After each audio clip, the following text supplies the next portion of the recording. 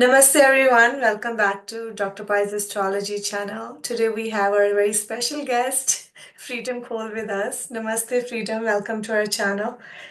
Namaste. Thank you for being here. Yes. It's always enjoyable to be on your podcast. Thank you. So, what is it that we are discussing today? What is the topic? Yes. Well, you reached out and said, "Hey, let's go for something again." And I was thinking of talking about Vargas divisional charts because and the reason is I've just spent the last year teaching a year-long course on the Vargas. And when I say year-long course, it's actually I'm teaching the 5-year Parashara Jyotish course of Pandit Sanjay Roth.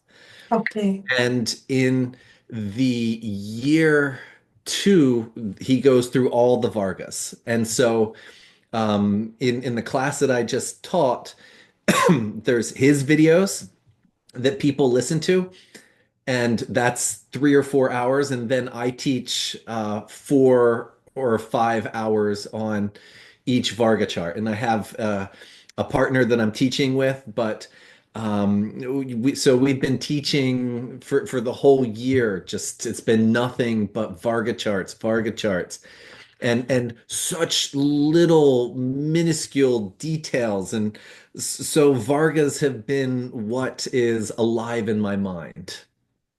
Interesting.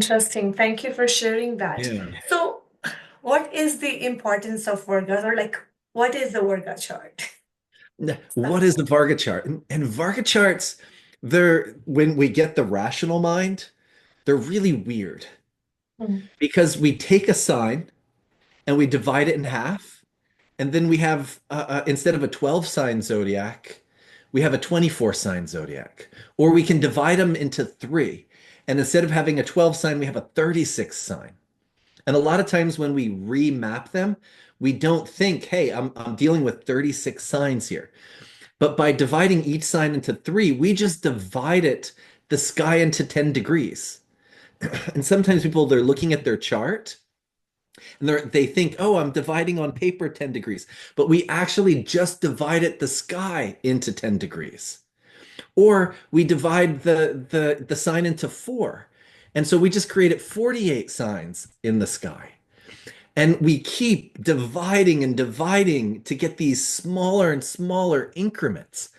And on one level of if we let our rational mind take over, how in the heck is dividing the sky into these little parts going to give us more detail about what home we're going to buy, or about what we should go to college for, or how does and like in the D24 chart, if we divide each sign in the 24, which is 12 times 24 signs, we can see the difference between how our grade school teachers treated us, how um, uh, our bachelor's degree teachers treated us, our master's degree teachers treated us, and if we do a PhD, how our advisors are treating us. That level of detail we're getting out of these Vargas. And on one level, it's the rational mind, if we really contemplate it, that's kind of crazy, isn't it? That we just keep dividing the sky up and we get more and more information. So I just wanted to share one of the opening um, images that when I opened this year-long course, I started with to kind of get people into the mode of this division. Because you might say, well, isn't that kind of unnatural? Who's doing, like, if we keep dividing the sky up, isn't that very artificial and not human, not natural, right? At least that's where my rational mind goes. But if we look at nature, and let's see, where's my share button here? I think you might have to turn on my share button. Yeah, I have given you the permission. See if that works. Okay, Yeah. let's see. And more. I'm not seeing it. No. Okay, let's see. Work now. Let's try.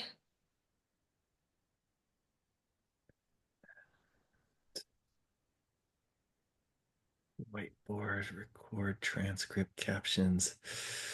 I'm not seeing. No? Okay, let's try. Okay, I'm just changing it here.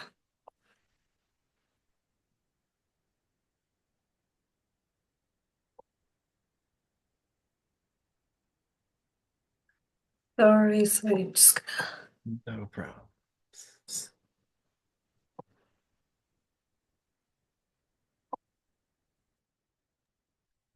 I'm just gonna pause and then I'll be right back. Not pause, Okay. but mute. I just to check this 1 second, please. Yeah.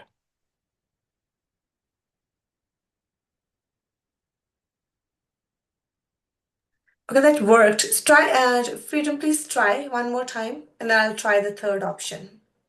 Yeah. Um, and No? whiteboard notes, captions, transcript.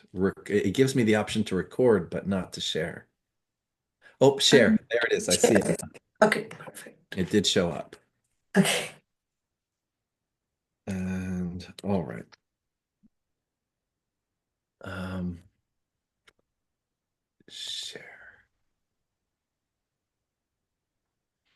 And so this is just, as I said, these are images where I'm using to see how Vargas are this normal aspect of reality multiplying. If we look at the fern, it comes out, bits are coming off, bits are coming out of that, and then little bits are coming off of that. It keeps dividing, dividing, dividing.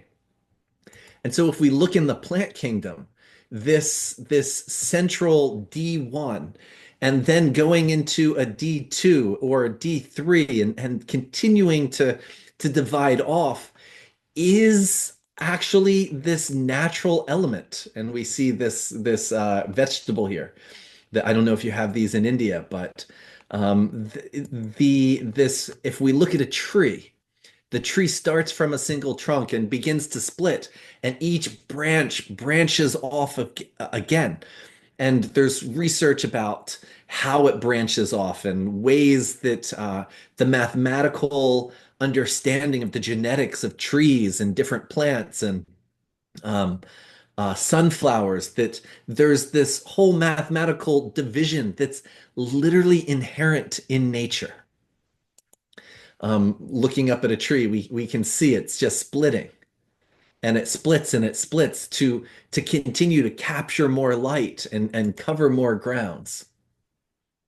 So the Vargas are on a certain level of fractal reality. And if we think about there's us here, and if we look up, we have our solar system moving, and if we went inside of our went down into the molecules and atoms, the protons and neutrons are moving just like the solar system above us. And so as we go bigger or smaller, we're getting this replication that happens. And if we look in a fractal, we're getting just one. And then if we replicate that, where that side also gets a triangle at it, and if we keep going, we're getting a certain texturing. And so we have that in plants. If we think about humans and our genetics, um, we have two parents, but those two parents each have two parents. And those each have two parents. So we can keep going till there's 256 parents going back that are each giving us parts of our genetics. So you sitting there, there's 256 people who all, and we could go back even farther than that, right? That are sharing genetic material with you. So to divide and to keep cutting things up and getting divisions, it is an inherent element of the universe. One going the two, and that splitting into four, and the continuous going back. And if we look at a tree, not only is it splitting upwards, but it's also splitting downwards into the ground with its roots.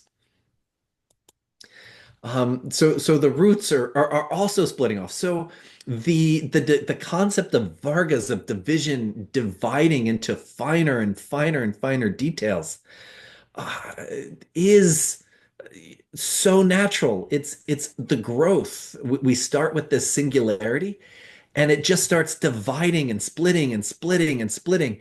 And the more complex it becomes, the more division it must have. So, in order for us to get complexity out of a chart, we are almost required to have divisions. This is a map of rivers and the way the rivers are dividing and splitting. And we can see that there's just this inherent splitting and complexity inside of our lungs. This is what happens so that we're getting the most oxygen transfer into our blood. Um, uh, look at lightning in the sky. It's doing it too. It's literally Varga. These divisionals are all around us in nature, in light, in growth, in the universe, in snowflakes. The nature of reality is just literally composed of these divisions. And so we end up with the our D1, our Rashi chakra, being divided into two in the D2, which is the Hora, and then the Drekana being divided into three. And the next we divide it into four. Then in the Jaimini tradition, there's a few extras in there, but in the Parashari tradition, we go to the D7 and the D9 and the D10, and then it just keeps going. And so when we have a planet, that planet is not just, let's say we have a planet in 2 degrees of Aries. It's not just 2 degrees of Aries.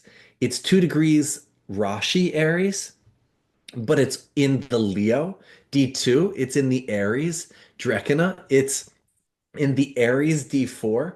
It stays in the Aries, and the two was a little small. I should probably go more towards seven, right? Because seven would keep us Aries, Leo, Aries, and then we would start going into these different divisionals as we move through. So, inherent in the word Rashi is Rashi means a pile or a heap. And we could say, oh, it's just a group or heaping of degrees. But we could also say it's literally a heaping of significations.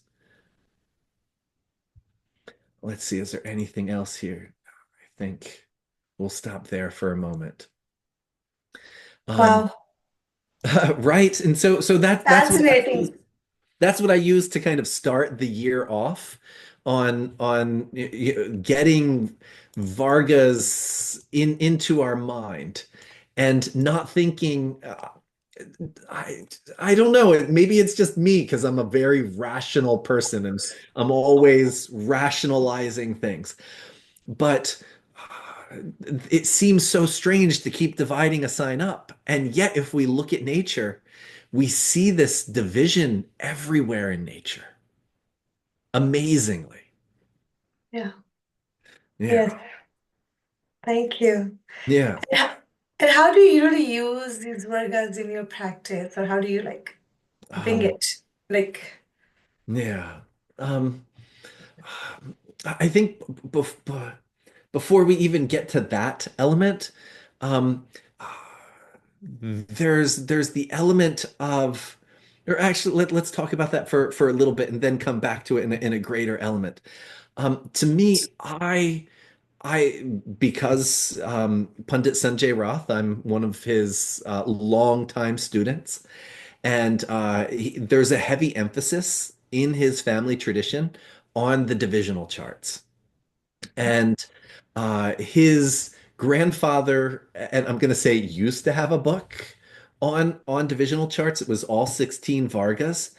And I say used to because Pundit Sanjay Roth's version was destroyed by water. And so he doesn't have it anymore.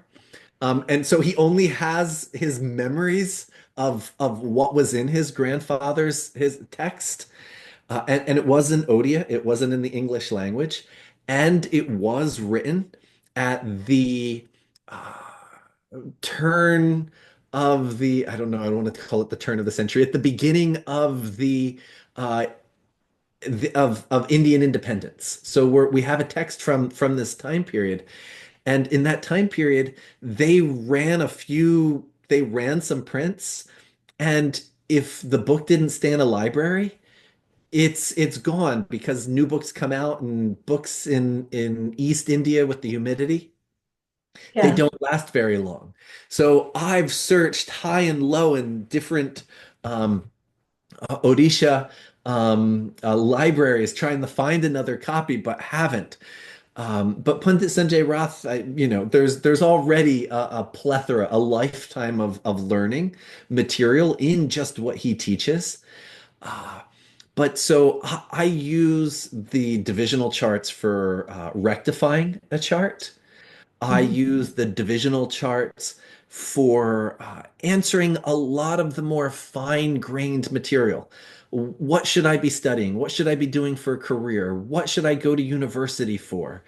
When somebody's having a problem in the workplace, looking at the D10, seeing what the relationship to the boss is, seeing whether they should be doing self-employment or working for a company, and where are the setbacks in the workplace, in whether they are, and the D10 we read completely different for somebody who's working for somebody versus somebody who's self-employed. We have a whole different axis of reading the D10.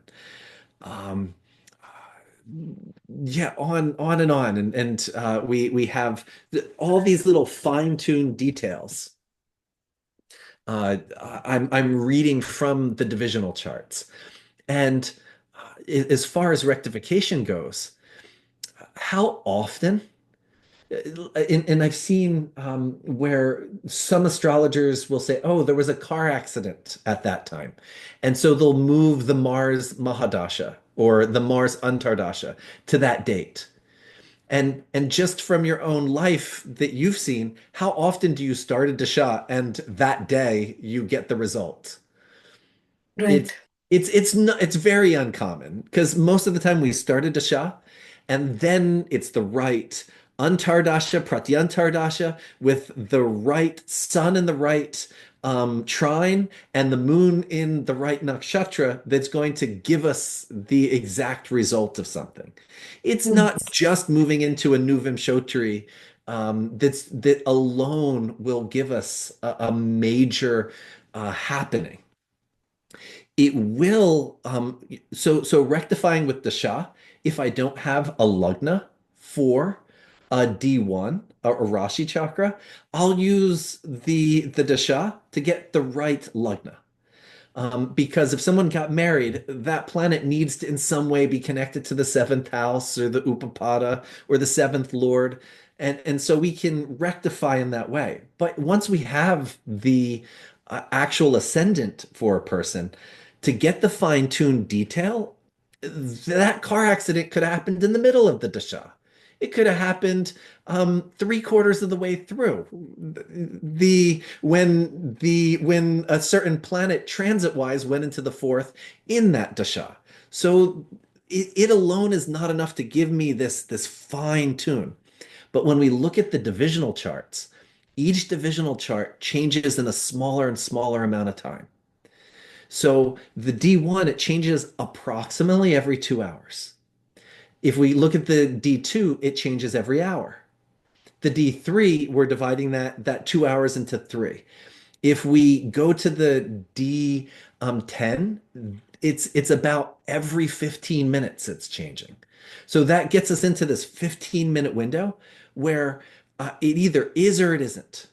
And like just today in a consult that I did, I changed the gentleman's time from 7:53 to 7:46.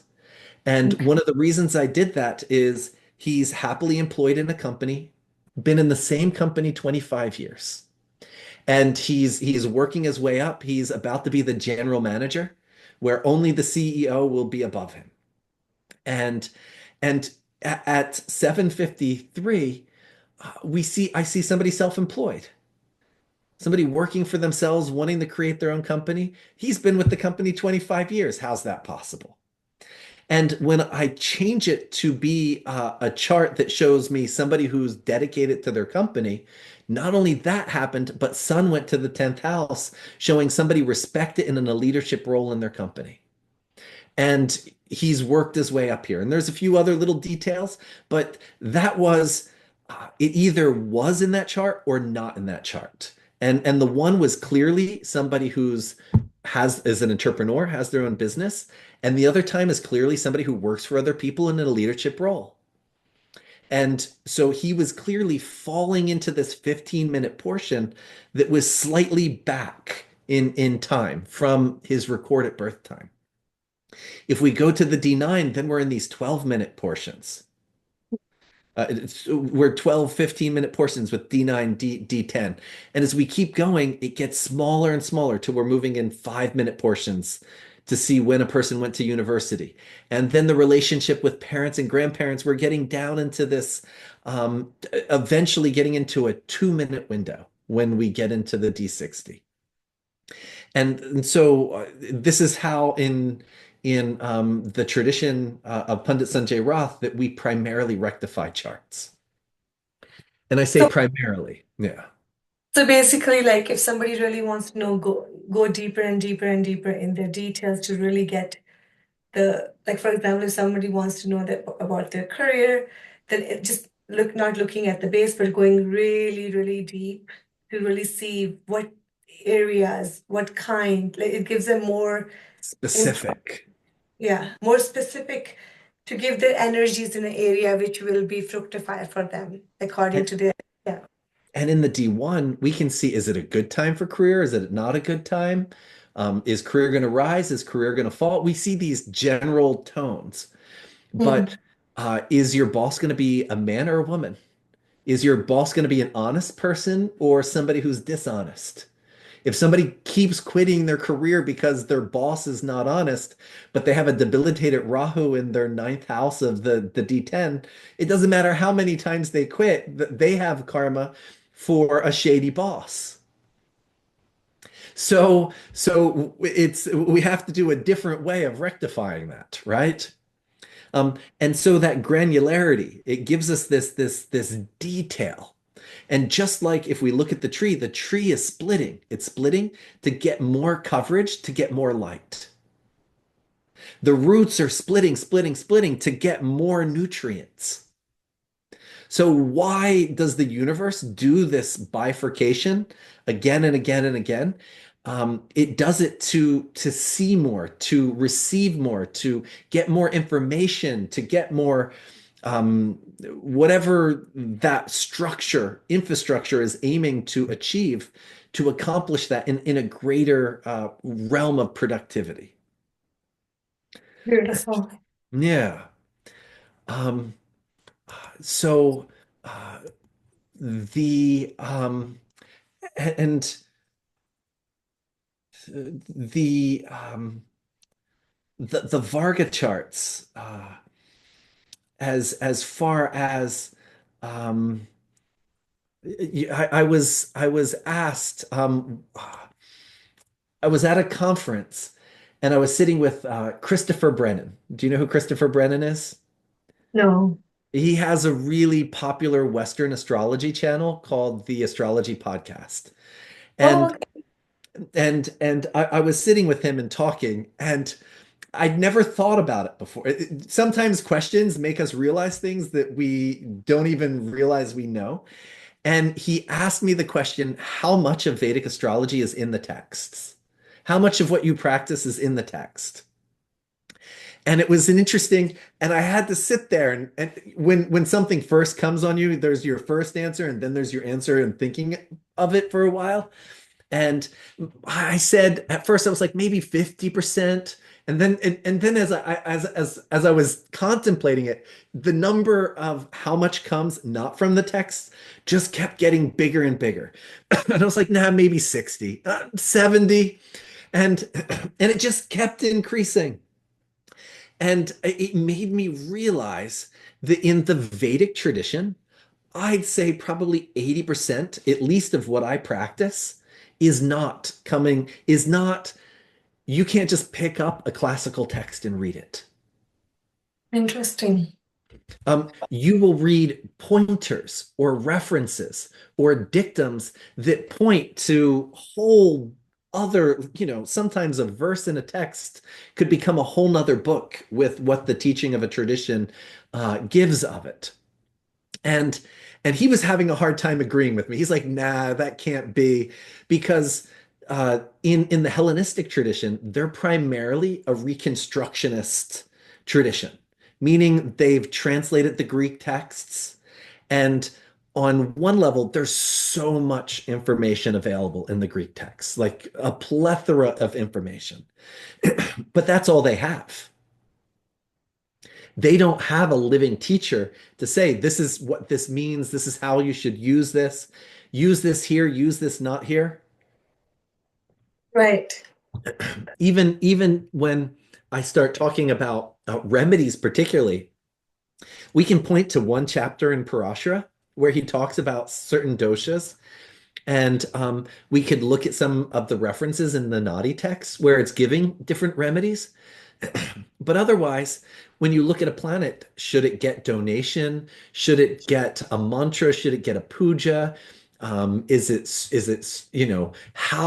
the Nietzsche showing up in the person's life? Like all these little details, which deity and of the plethora of deities that Hinduism offers, and even in the concept of if we're looking at Shaiva versus Vaishnava deities, how do we bring in Nordic deities, West African deities, Christian angels along the same concepts and structures?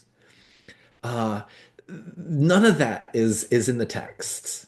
None of it, and that's for me, one third of my consultation is giving remedial measures of and when I work with my students, when we have a graduate group where people that have finished my course and we have different charts, and the majority of what we discuss is, okay, what's the remedy that we're going to give for this problem? We can see the problem, it's caused by this, but how do we fix it? How do we alter this karma? And so when there's no text that gives the level of intricacies that are there. So jumping back into Vargas, Vargas is a topic where I would say that 98%, 90, 97, somewhere in that kind of zone of what I practice with Vargas is not textual. It is coming from the tradition. And without the living lineage that has passed down this knowledge and how to understand these divisions, I would be I'd be piecing together. I would not get the details that I would get. There's nowhere where it says, how do I see the bachelor's teacher versus the high school teacher? There's nothing. There's actually nothing that says how I see the high school versus the bachelor's education. Um, Nothing that is giving that detail, all coming from living tradition. And it's one thing that I've found that the Western astrologers, they're like, oh yeah, they're using it, but they have no understanding of the depth of the well that the divisional charts and so much else has that is alive in India. Mhm. It's amazing. So I was thinking, let's take a moment and maybe look at what we do see in the texts. Sure, yes. And Um, and I don't know if we'll do everything that's in the text, um, but when we look at where it shows up in the texts, we see that the divisional charts are being given a great importance, even though their their interpretation is not being shared. Mm. If I said that in the right way. Um, let's see. I'm going to just share a slide or two here. And this is a slide made by a Russian astrologer named Natalia Fedorova, who is doing an incredible translation of Parashara. She's retranslating everything, and she's doing the first collation of all the different Parashara Horror Shastra manuscripts that are available. And actually, I would recommend that's a podcast right there that I would even love to watch is just some of looking at what the different texts that she's scanning and bringing together and differentiating. So really beautiful work. This is her translation here and her slide that I'm sharing. So is it, does she have a book that's published or is it a podcast? It's a work in process. A work. So she Okay. has a website with a lot of articles. Um, One of the things her website's popular for with Russians is she takes everything that Pundit Sanjay Roth teaches and translates it into Russian so that it's available for Russian speakers. Wow, that's so cool. Yeah, and she's actually about to go, or she's in process of going back and getting a PhD in Sanskrit and really making the translation of Brihat Parashar Horror Shastra to a level that it hasn't, that none of the other translations have given us. Wow. And if you notice, like there's not all, they all have some different numbers of chapters in them, and some don't have the same number of verses. And that's because there's different manuscripts. And she's done a collation and really details, okay, this is in this text, this is in this text. And sometimes the words in certain verses are different. Beautiful. And so this is coming from her collation. And we Wow. have a chapter that says, O Muni, you have taught the description, qualities, and gunas of the Graha, as well as those of the Rashi. Kindly divulge the secret knowledge of the bhavas I desire to hear about them. And Maitreya said, do listen to the benevolent monologue, which has traveled from the creator, who is the grandsire of the seven worlds. And so this is how this chapter is starting. And so this is just, if we look at the table of contents in Parashara, we see it starts creation, talks about the avatars, the planets, the zodiacal signs. And in this version, there's how to find the planetary positions. This is not in all Parashara Horror Shastra editions, special ascendants, and then the 16 divisions of the sign. So the Vargas is showing up literally before aspects, a judgment of houses, what each house is meaning in the planets in the houses. And someone might say, well, that might be an anomaly, right? Maybe it's just this text. Maybe they mixed it up, and maybe it shouldn't be there.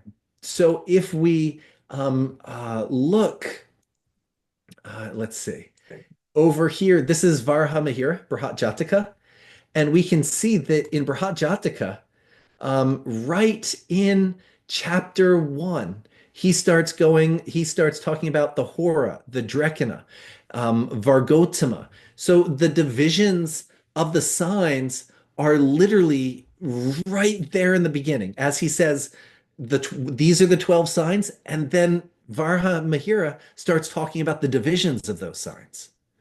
So we see that Parashara is giving us the divisions right away. Varahamihira is giving us the divisions right away. If we look over here, this is Saravali. And in Saravali, if we look right in the chapter, third chapter, is about the signs right in here. Rashi, Navamsha, subdivisions, Vargotama, Horas, Trimshamshas, Saptamshas.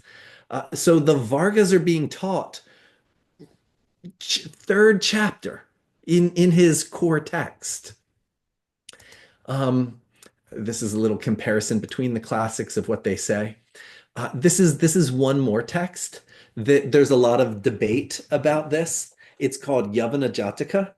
I have a lot written on my Science of Light website about Yavana Jataka and breakdown and dissection of this. A lot of people translate the word Yavana as Greek, and there's a real danger in that. For me, I believe that Yavana, as it was used at this time period, actually meant Indo-Greek. And because we had in what is now Pakistan, this mixing of Greek and Indian culture. And the language was Greek, but the spirituality was Vedic. And there's a lot of scholarly articles written about that. This text is most likely coming from this mixed time period. And previous to this time period, the Greeks didn't do astrology. After this time period, the Greeks were doing astrology. And so there's a lot, of course, the present view is that some people try and say that astrology came to India by the Greeks, and they reference this particular text. But one of the things, if we look at this text, something like 50%, maybe even more, is only in Vedic astrology and doesn't exist in the Greek texts. So, how did this book bring astrology to India from Greece if 50% of the material in it isn't even in Greece? Right? Um, but that's a whole side note on Yavana Jataka. The importance is in chapter one of Yavana Jataka, this text, it as soon as it's talking about the signs, even here we see it starts breaking down um, into the Hora, into the Drekanas, into the Septamshas. How often do you see Greek astrologers using Septamshas? They don't use Septamshas. This is a Vedic technique. Navamshas in this text being taught, Dwadashamshas.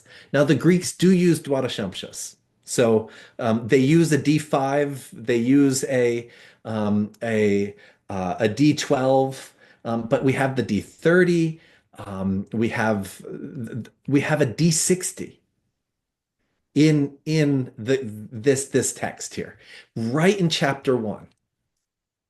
Um, so we can see that this is like fundamental, right? This is not something that when you get to the end of your studies, eventually you should learn about Vargas.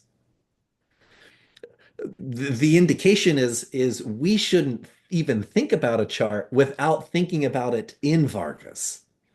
Like when we look at a chart, we should be seeing the fractals coming off, spiraling. Like each Rashi is a fractal into so many different worlds and details. This is the next verse in Prashahor Shastra.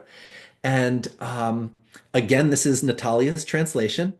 And you can see this blue right here. And that blue is kind of differentiating the different manuscripts. One manuscript has the cha, another manuscript doesn't. And so it's a beautiful translation that she's doing, really helping us understand the transmission. But if we look here, it's telling us that the D1, it rules Kshetra. And the Hora, um, an hour, Dreshkana, a third part. Oh, so this is the part where it's just giving us the names of each of the Vargas. So Parashara starts with that. Um, and then all right. So this is a division given here where this is what Parashara in verse 1 to 7 he interprets. So he says for the D1 is the body, for the D2 wealth, For the D3, co-born, health, welfare. For the D4, blessings, good luck. And I have here in brackets property just because I couldn't let property go. But that's Mm. all that Parashara tells us. This is it. We have nothing more than this coming out of Prussia Horus Shastra. And when we get to the other texts, occasionally they'll say, if your moon is in this drekana, it gives a few qualities. If your moon is in that drekana, and they give us a few qualities, but they're not giving us any more details. So there is there's this very minimal. When we get to the D9, here he's saying spouse, consort, and that's it. Now we do have another chapter in Bharat Prashahora Shastra where he talks about the Karkamsha, and the Karkamsha is the Atmakarka and the Navamsha. And so he teaches various yogas in the Navamsha in that chapter. And it's a very elucidating chapter. And that whole chapter is almost 100% the same in the Jaimini Upadesha Sutras.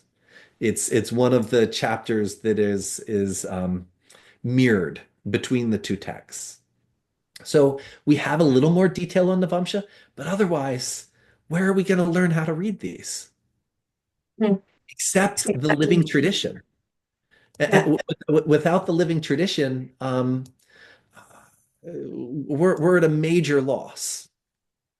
And one of the things that teaching the divisional charts for a whole year really made me appreciate more than just getting to review all the rules that Pundit Sanjay Roth has given is just how much is coming.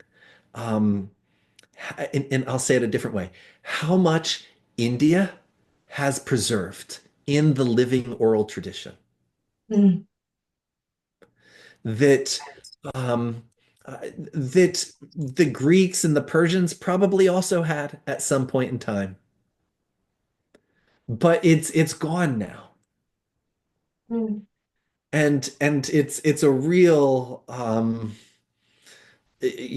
point that uh, if if whether it was the Mughal Empire or the British Empire, if they had a few hundred more years, that information might not have made it. Mm. Really, really a powerful thought there, right? Right. Yeah. Yeah. Um, Wow. so that was, and that's more than intro, but just, kind of setting the field of divisional charts, right? And how blessed we are to have a living tradition, that we have knowledge bearing that the Vidya has stayed alive in India and been able to be transmitted in a way that we are able to learn it in this Mhm. day and age. And also learn it in a way where because if we look in South India, there's a handful of traditions that if you weren't born as the son of that Brahmin, you're never going to learn that technique. It's not leaving the family, right? Um, Right. and that there's been more open sharing of what some of these Jyotish family secrets is quite the blessing that if we were living 30 years ago, 40 years ago, we also wouldn't have access to just because it wasn't being shared. You could have traveled around India and you wouldn't have found anybody who would have shared it with you. Even if it was living there, you wouldn't have had the availability, the access to it. Oh, Right? It's an important element to hold. yes. All right. Yes. So maybe I don't know if you have any questions. There's two more points I want to go into. Yeah. Yeah. No, please carry on. Yeah. I'm good. If I have any question, I'll ask you. You're digesting it all, I'm right? digesting. It's a lot. Yeah. A Yeah, lot of yeah. learning. Thank you. Yes. But you can, and so having taught this year-long Vargas class, And we would spend maybe 2 weeks on each Varga. So when we did Navamsha, I think we did 6 weeks on Navamsha, maybe 3 or 4 weeks on Drekina, and then 2 weeks approximately on the other Vargas, and it still wasn't enough. Could probably do, could probably take that same material and put it into 3 years for a greater depth. Um, yeah, such so much there. Um, so there's another core concept that's taught by Pundit Sanjay Roth, and um, he teaches it. He's taught it various places. I have to be careful what I teach, what is I can publicly teach, and what is officially the Prashra Jyotish course material that is not. Um, Mhm. and so I lean on the material that's already published in other places. And there's a book from 2001 called Varga Chakra. And I Mm. actually made the cover for this one. I can that's the Chamunda temple down in South India. Oh, And it's on the cover just because you can see it's the same temple again and again getting big, either depending which way you go, getting bigger and bigger or getting smaller and smaller, right? right. And in this is the first time he taught. And see, I know not just the teachings, but where he taught what, when first, because once he teaches it publicly, then I can publicly discuss certain things, and otherwise, yeah. But in here we have a breakdown of the harmonics into different levels of consciousness. And so the first 12 divisions are connected to the Annamaya Kosha, the physical body consciousness. So if we look at the D3, that's the D1 is you and just the general things in your life. The D2, that's the money, the things that you're getting. We're on a very material world. If we look at D3, there's a few variations of D3 and ways to work with D3, but we might be looking at siblings. The third house is also a house of sexuality. So we can see various elements of sexuality. Third house is a house of skill. So we can also see in a variation about different, like how you utilize your skills and what skills you actually utilize. Certain people go to college for certain things and then they don't even use what they went to college for, right? And so that D3 can kind of fine tune what am I actually going to use? But that's still like siblings and skills in the world. They're physical material things. D4 is property. So it's your house, a physical world, like hard, concrete things. Um, what do we got? We got, and so we would jump to D7 in the Parashari system, and the D7 we read our children from. Mm. First child, second child. And in the properly read D7, we can see, is there a problem getting pregnant for the first child? Or is there a problem getting pregnant for the second child? Or the third? And what are the qualities of the first child? And if you get really good with the D7, you can even see the spouse of your child in the Oh, D7. This one is going to have a really sweet and kind spouse. This one is going to have a selfish spouse. This one, you like that level of detail about the children. But their children are materially manifested things in your life. Uh, so, in a small mention about the Jaimini tradition, the a lot of people use B.V. Raman's division of Jaimini versus Parashara. In Pundit Sanjay Roth's lineage, it's a very different division than B.V. Raman. okay. And B.V. Raman wasn't a Jaimini tradition. Jaimini was a tradition that B.V. Raman did some translations and worked with, but he wasn't a living Jaimini lineage. Pundit Sanjay Roth is a living Jaimini lineage. When he was 8 years old, he memorized the Jaimini Upadesha Sutras with absolutely no clue of what that meant. Just the family tradition of, okay, you're going to memorize this text. And then in his teenage years, his uncle taught what each verse meant and the various commentaries on it. And so when we look at Parashara in this tradition, in coming from a Jaimini tradition, uh, Parashara mentions Rashi Drishti. It mentions Graha and Rashi Drishti, where some people will say that Rashi Drishti is Jaimini, but it's in Parashara. Some people will say that are um, uh, Arudas are Jaimini, but we can see that it's in Parashara. There's a whole chapter in Parashara on Aruda and on Upapada. So to say that it's not, and some people say, oh, well, that was added. That was added later. Well, what's your proof that it was added later?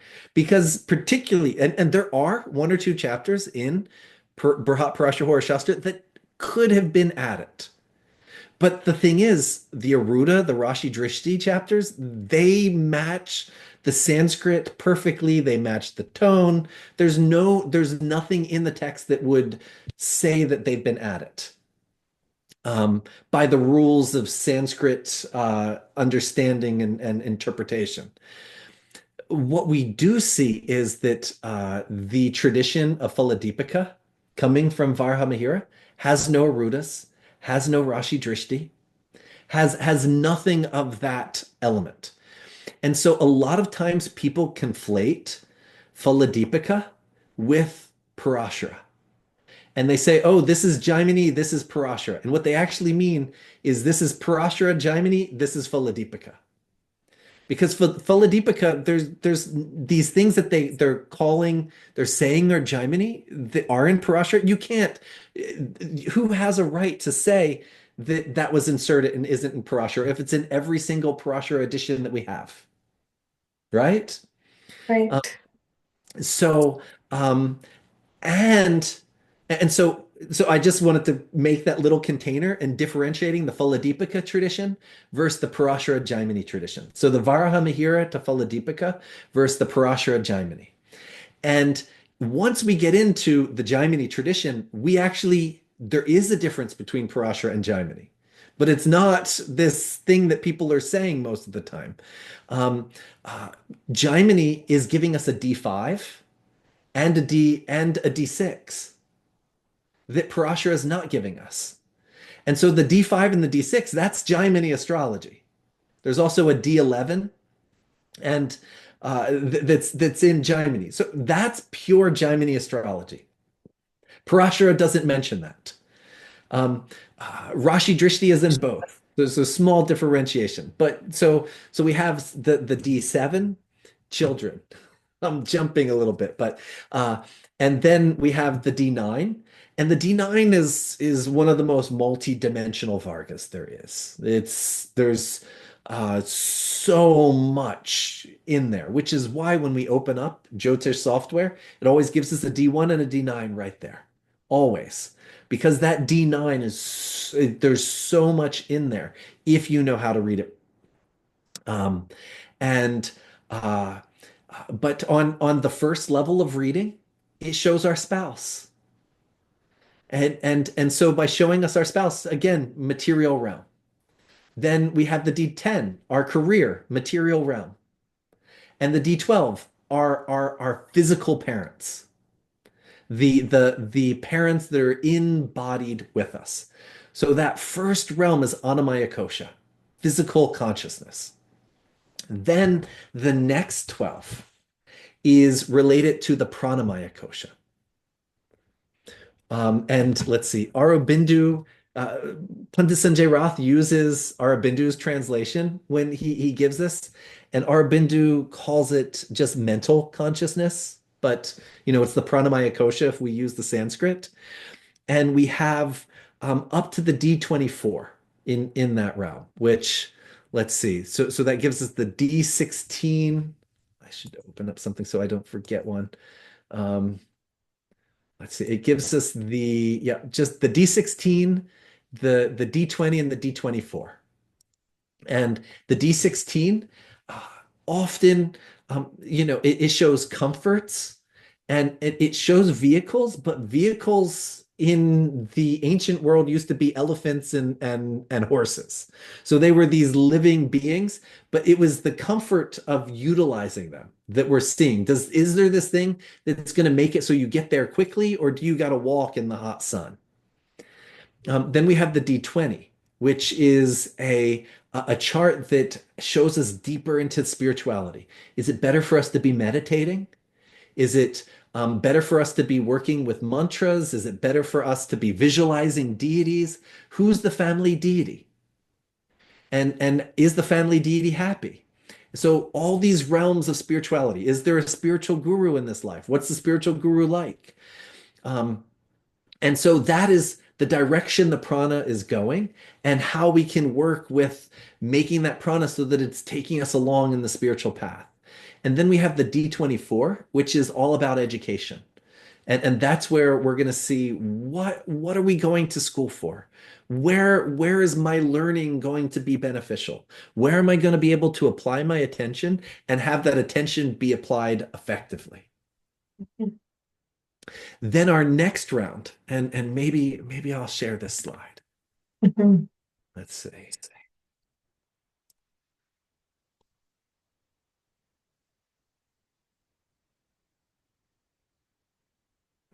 All right. And and so this is a slide made by Pundit Sanjay Roth, and that he uses in multiple online workshops and things of that nature to teach this concept. And so we can see the D16, the D24 there. Then we have the Manomaya kosha.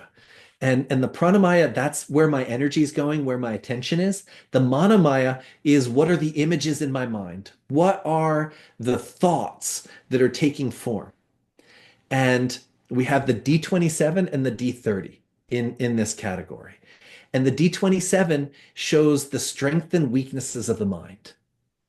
And uh, and we're using the elements in this level.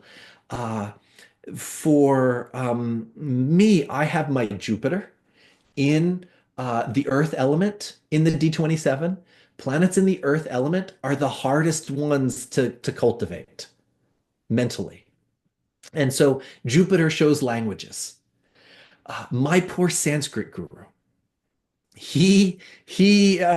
all of his students were speaking fluently in 3 months, and then he gets this person who's so smart coming to him, but yet that language is just a weakness area for me because of my Jupiter in the D27. And so after 3 years, it took me 3 years of Sanskrit studies, what he could do with the average person in 3 months because of my Jupiter being in an Earth sign in the D27. So it shows weaknesses and then it also shows strengths because planets in fire signs in the D27, we learn those skills quickly and easily. Now, will we apply them? That depends on the D3. How good will we be at them? That depends on the D9. So when you talked about like how do I use these Varga charts, I'm looking at the planet, how is it showing up in the D1? What areas of life is it impacting? Then I look at the D9. What's the person going to be good at? And maybe there's a few things they're going to be good at. And then I'll look at the D27. How easy can they learn this? Because one that they might be good at, but if it takes them 7 years, where they can something else they can get in a year like that, let's start with that one that's quick, right? That would line up with proper utilization in the D3. So in that, if I'm working with a student who like, what should I go? Should I go to school for this? Should I go to school for that? Or somebody who's kind of hit the dead end in their career and they're thinking about going back to school for that next level of career, I'm going to be using D27, D9, D3, and D1, as well as the D24. Like, is this something that you'll get a degree in? Or is this something that you should go apprentice instead? and a degree won't be needed. So a super level of detail when all of these are being used together, right? Now, Yeah. so I talked about the D27. The D30 is one of my least favorite charts. It's the D30 is sin. It shows where we sin. It shows our bad thoughts. It shows where in us, and we all have darkness somewhere in us. We all have shadow somewhere in us. And the D30 shows where we have shadow, where darkness is, where there's still stuff. And you could be like, oh, I don't have any darkness. And we all, if we're incarnated on this earth, we got darkness somewhere in us that brought us here. We're either dealing with greed, or we're dealing with excess sexuality, or we're dealing with a lack of control of how much we're eating, or we're dealing there's some you just go some it's there.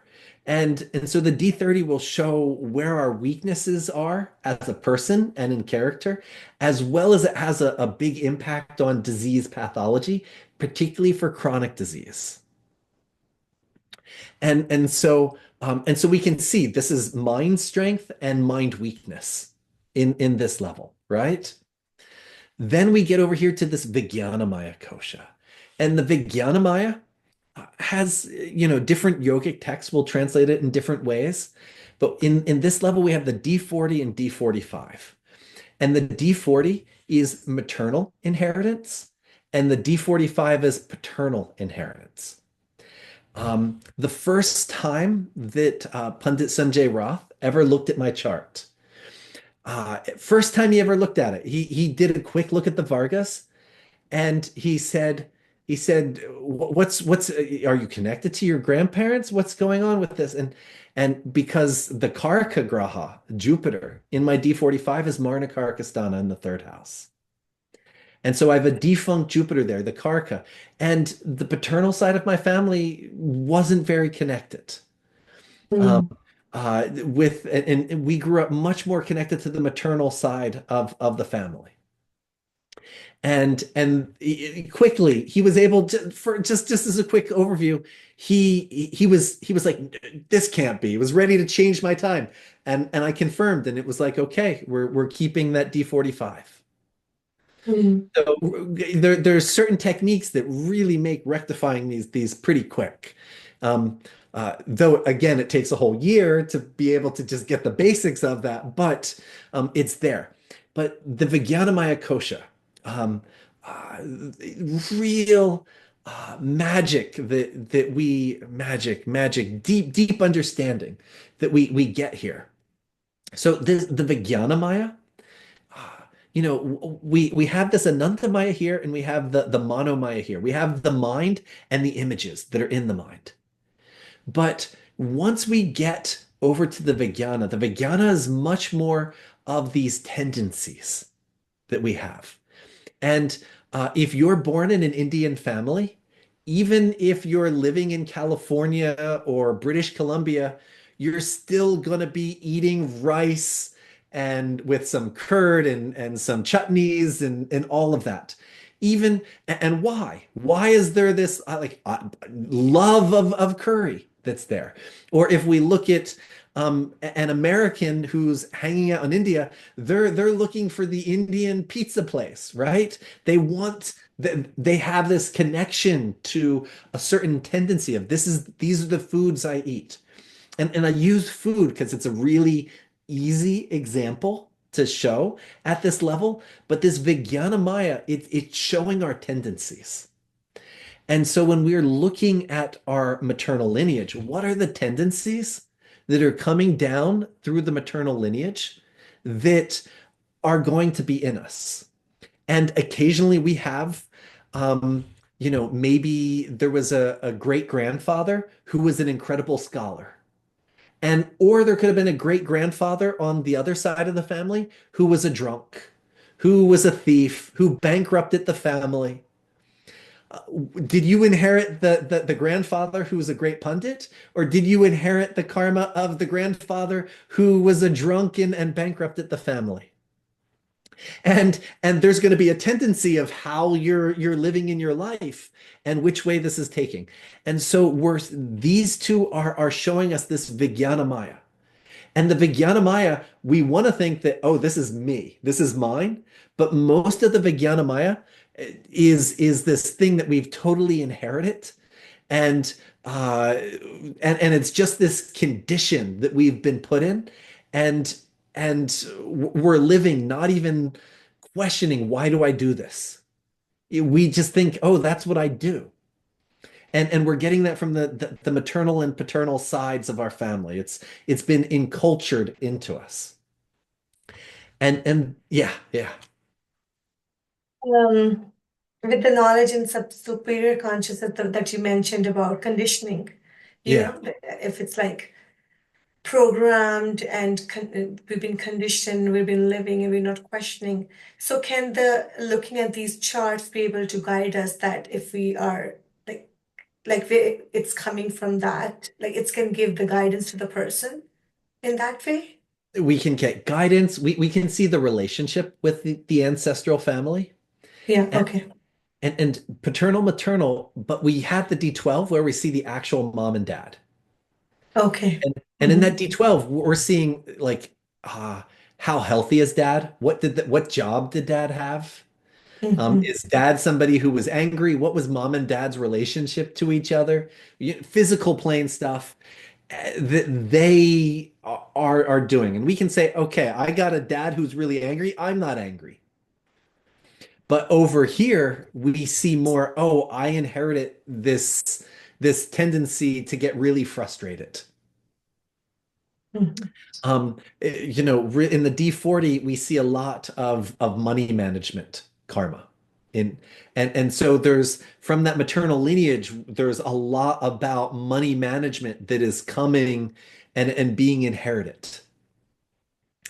Um, in the paternal lineage, we see a lot about what legacy we come from and what legacy we are going to work to leave. Mm-hmm. So And and a lot of times people don't even question this. Like if you think about Elon Musk, he wants to, make spaceships and build something on Mars. Like has he even said, why Mars? Why do I want to build spaceships? He's just like, I'm going to build spaceships. He saw it. But there's something being passed down to him from that paternal lineage that is saying you are trying to reach realms that no one else has reached. There's some imprint, karmic imprint being transmitted that is helping to push him in this direction. Did that answer your question? Yes, it does. Thank you. Okay. And then we have the D60. And Parashara tells us the D60 is on one level one of the most important charts. And if we were going to say the three most important charts, D1, D9, and D60, and the strength of planets there, really has a strong impact on how well a planet functions. And in the D60, this Anandamaya Kosha. And when we say Anandamaya Kosha, and Ananda means very happy or bliss, right? We can kind of get disconnected by like bliss, what's bliss? But if we actually look at scriptural use of this Anandamaya Kosha and what do we see coming from this Anandamaya Kosha? What do the yogic texts tell us?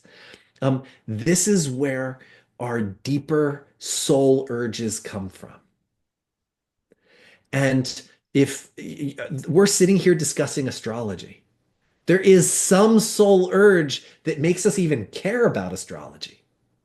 And if we look, you might say, oh, well, in my chart, I have K2 in the Navamsha trine. That means you're good at astrology. But that same K2 could make it so the person wants to develop video games and have nothing to do with astrology. So why is it that became astrology versus something else? And so the D60 is the chart that is really showing what these urges that I've carried, not just in this life, but multiple lives. And so when there's past life readings, it's the D60 needs to be rectified to indicate what the past life is. But the D60, when we rectify it, it should match a quality of what the person is working with and achieving in this life. Because they wouldn't be working with and achieving that if their soul didn't want that. If there wasn't this deep, inherent, this is what I want. I mean, have you ever had somebody you told somebody you study astrology, and then they say, "Why do you study astrology?" And if you really think about why do we study astrology? We love it, right? It's there in us. Yeah, it's just something we're naturally drawn to, and it's like a soul food. And so that's our D60. Yeah, okay. Our D60 is showing what is it that's feeding our soul. Hmm. It's profound. If we and occasionally people start getting confused when they read these divisional charts. It was one thing over the year. I don't know, I never got confused, but seeing other people they start mixing these conditions. Well, oh, it says this here, but it says that there. If we really kind of keep things on the right realm, sometimes we have what our soul wants, and then other times, and then there's what we do for a living. And we don't always get to do for a living what our soul wants. And sometimes they align and sometimes they don't. And and so this really helps also uh, spread apart and differentiate. Where is my soul going? What am I good at? What did I get my degree in? What type of work am I going to be doing? Type of work am I going to be doing? And what role in that type of work am I going to be doing? Because Absolutely. yeah, Yeah. someone might work for an engineering company, but they might be the person that goes out and surveys for the engineering company, or they might be the person who goes out and is upselling something for the engineering company. So this granularity, the Vargas are giving us this ability to perceive. Yeah, exactly. Going really deep into, like you said, finer details, giving us more information. Like maybe our soul is just attracted and drawn to something, but we may not make the money from that and the living. So this really helps us figure that out. Like, what is it that we can earn? Or like you said, sometimes it would align and sometimes it wouldn't. So it gives a great guidance and a tool for a person to figure that out. Exactly. Thank you. Yeah. Yeah, this was really beautiful and really informative. So I'm really grateful for your time and sharing your knowledge with us. Yeah, and maybe next one we can actually do go into a Varga. Sure. But I thought just really kind of digging like what are these Vargas? And some people don't even use Vargas. I saw a post once and it was an astrology teacher. It's a person teaching, and he's like, I don't even know why people use the D9. I don't even I don't get anything out of it. And I was like, if you don't get anything out of it, you're not using it right. Yeah. And you're not giving half of the information. You're right. Yeah. Yeah. And I mean, someone like me, my mind works just like more into details. Why, more. So I really like this, the work, and then going deeper into it. So it's really interesting. Thank you. And we saw that in those texts, like it was Yes. right there in the beginning. Yes. Right there in the beginning, they mentioned them. They didn't tell us how to use them, but they made sure that we were being very conscious that each planet is in all of these Vargas for Mhm. results. Yeah. Ah, Thank you. yeah. Thank you so much, Freedom. Thank you. Yes. Always so lovely to connect with you. So I hope Yes. you guys all enjoyed this session. If you have any questions, leave us a comment below. Thank you, Freedom. Yeah, Yeah. and I'll try for the first month or so if people have questions. Okay. And I'm going to say technical questions of the greater of the topic we covered. If somebody starts saying what job should I get, I'm not going to answer that in the chat below. But for the first month or so, I'll try and stay in touch on that. And if people have technical things like why not the D16 or why not or whatever, kind of technical questions about Vargas in general that we've covered, I'll try and answer them. Thank you. Yeah.